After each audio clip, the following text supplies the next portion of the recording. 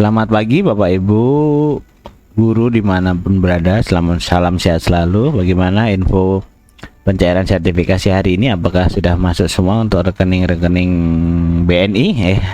Semoga Bapak Ibu yang belum cair masih tetap setia untuk menunggu. Oke, hari ini saya akan mengupdate terbaru untuk info terbaru seleksi P3K Guru 2022.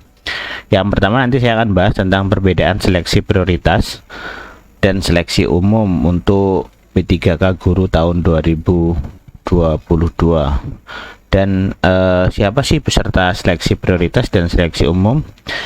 Dan hari ini juga saya akan bahas nanti di materi yang kedua ya. Jadi Bapak Ibu silakan untuk tonton video ini, jangan di skip biar paham. Untuk Bapak Ibu guru yang akan mengikuti seleksi P3K tahun 2022 khususnya untuk guru ya.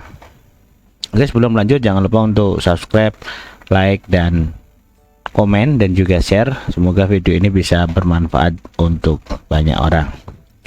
Oke, langsung saja.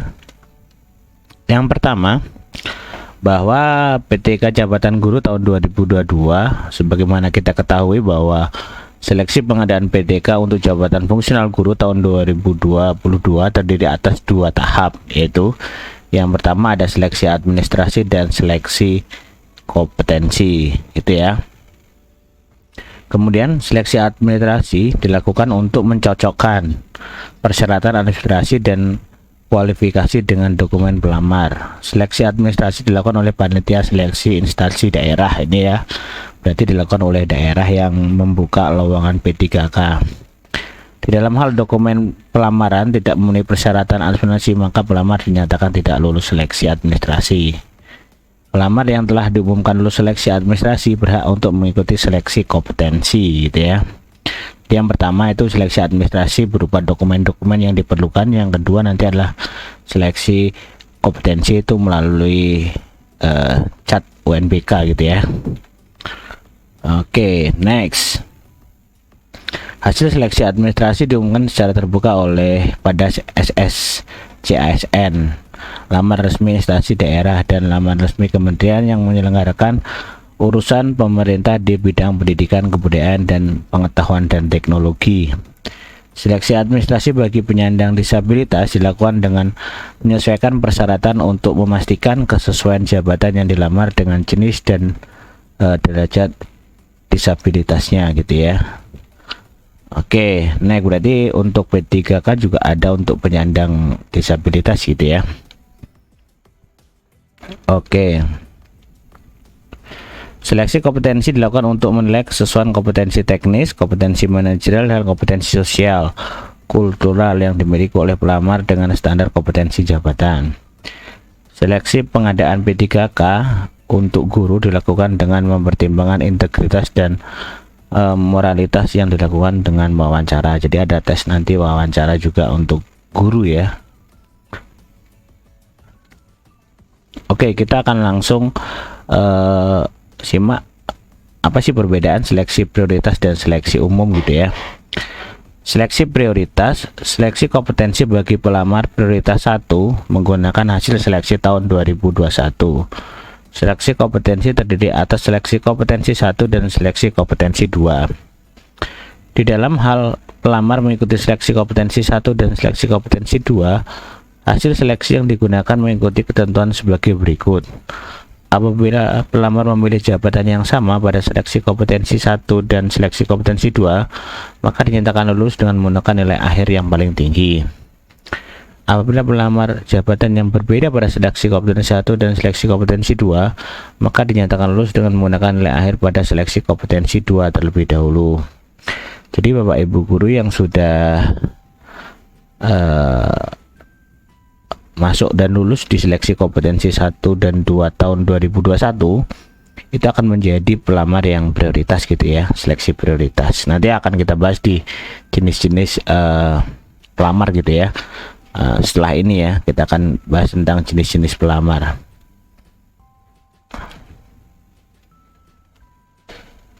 Kemudian kita bahas tentang seleksi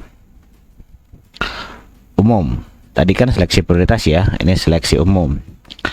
Seleksi umum, seleksi kompetensi bagi pelamar untuk dilakukan dengan menggunakan sistem CAT UNBK. Pelamar umum dapat memilih kebutuhan P3K guru di sekolah wilayah Indonesia yang belum terpenuhi oleh pelamar prioritas. Kalau ini kok di wilayah Indonesia ya. Kalau yang kemarin itu sesuai dengan data di Dapodiknya. Misalkan saya di Sumsel gitu ya, itu saya hanya bisa melamar di Sumsel, tidak bisa keluar dari Sumsel gitu ya. Kalau di sini tertulis di wilayah Indonesia, apakah seluruh Indonesia seperti CPNS tahun 2020 kemarin ya? Apakah sama seperti itu ya? Kita lihat saja nanti ya.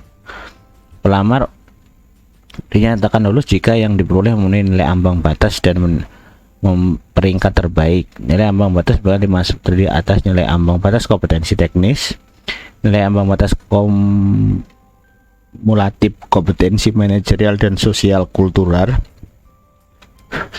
dan nilai ambang batas wawancara. Jadi ada 3 ya itu ya.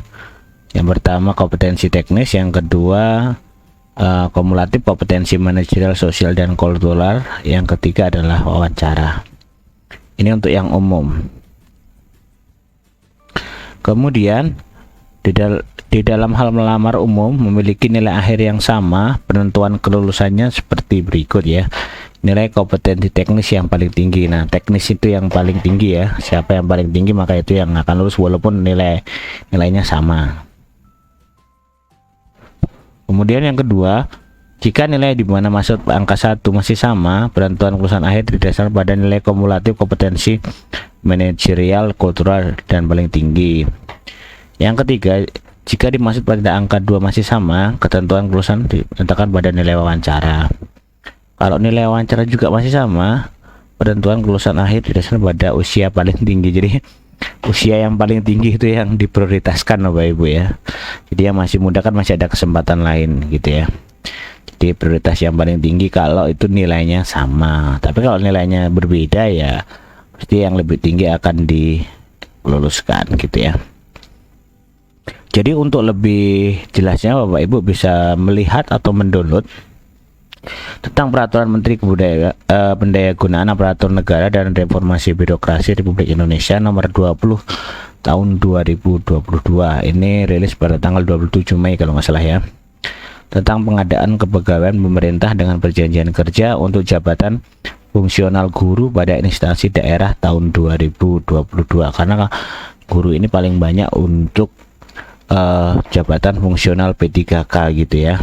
Jadi Bapak Ibu guru bisa baca di sana dengan lebih jelas. Oke, nah kita akan bahas tentang jenis pelamar ya.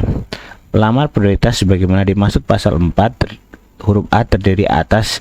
Jadi pelamar prioritas itu ada 3 ya Bapak Ibu. Yang pertama itu ada prioritas 1, prioritas 2, dan prioritas 3. Ada 3 prioritas.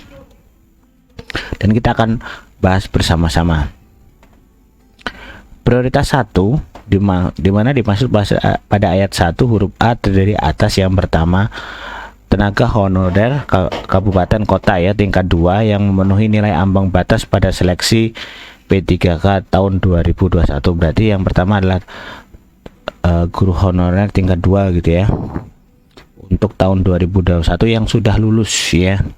Yang kedua, guru ASN yang memenuhi nilai ambang batas, tapi maksud saya yang nomor 2 ini yang sudah memenuhi. Mungkin tahun kemarin sudah memenuhi, tetapi mungkin kalah peringkat kayak gitu ya. Jadi yang diambil misalkan ada 5, tapi yang melamar di situ ada 10, misalkan yang 5 sudah lulus, yang 5 sebenarnya lulus tapi cuma kalah peringkat. Nah, itu akan menjadi prioritas yang pertama untuk P3K besok tahun 2022. Yang kedua, guru non ASN yang memenuhi nilai ambang batas pada seleksi P3K guru tahun 2021. Berarti guru yang honor di negeri yang kemarin lulus memenuhi ambang batas pada tahun 2021 gitu ya, tapi kalah peringkat sama dengan bagian A. Kalau A kan statusnya masih tenaga honorer kabupaten kota ya, Honda tingkat 2 gitu ya. Kalau yang di B ini yang honor yang di sekolah negeri gitu ya. tahun 2021 yang lulus ambang batas. Yang ketiga adalah lulusan PPG yang memenuhi nilai ambang batas pada seleksi P3K tahun 2021.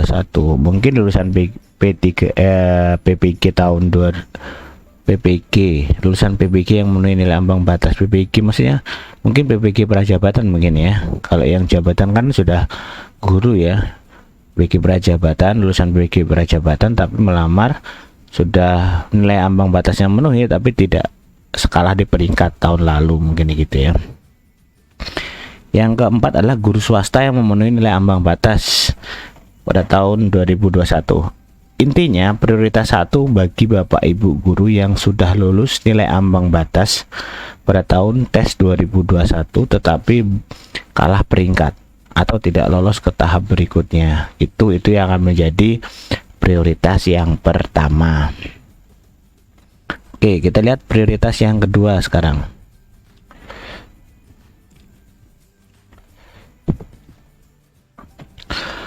Pelamar prioritas 2 sebagaimana dimaksud pada ayat 1 huruf B merupakan tenaga honorer kabupaten tingkat 2 ya. Prioritas kedua adalah tenaga honorer kabupaten tingkat 2 yang belum lulus. Artinya yang kemarin belum memenuhi ambang batas nilai tes pada tahun 2021. Kalau yang sudah tes berarti prioritas yang pertama yang sudah lulus ya, memenuhi ambang batas maksudnya ya. Nah, yang prioritas kedua ini tenaga honorer kabupaten kota tingkat 2 yang belum lulus atau belum mencapai nilai ambang batas pada tes tahun 2021. Kemudian pelamar prioritas yang ketiga itu merupakan guru non ASN di sekolah negeri yang terdaftar di Dapodik dan memiliki masa kerja paling rendah 3 tahun. Jadi Bapak Ibu guru yang belum punya masa kerja 3 tahun kayaknya belum bisa gitu ya. Dan ini bagi guru non ASN di sekolah negeri yang terdaftar di Dapodik.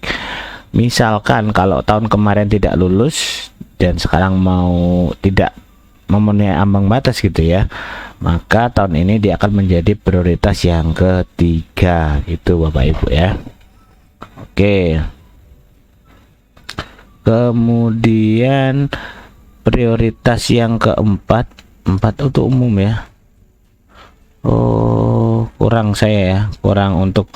Jadi yang keempat itu tadi prioritasnya ada 1 2 3 4 ya. Ada 3 ya prioritasnya. Ya, prioritasnya ada 3. Jadi yang keempat adalah untuk umum ya. Bapak Ibu guru yang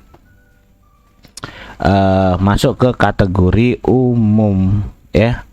Kategori umum itu adalah guru swasta atau pelamar umum dari lulusan PPG prajabatan yang belum lulus di tahun 2021 atau yang baru mau mendaftar di tahun 2022 untuk yang umum. Jadi ada 4 kriteria sebenarnya untuk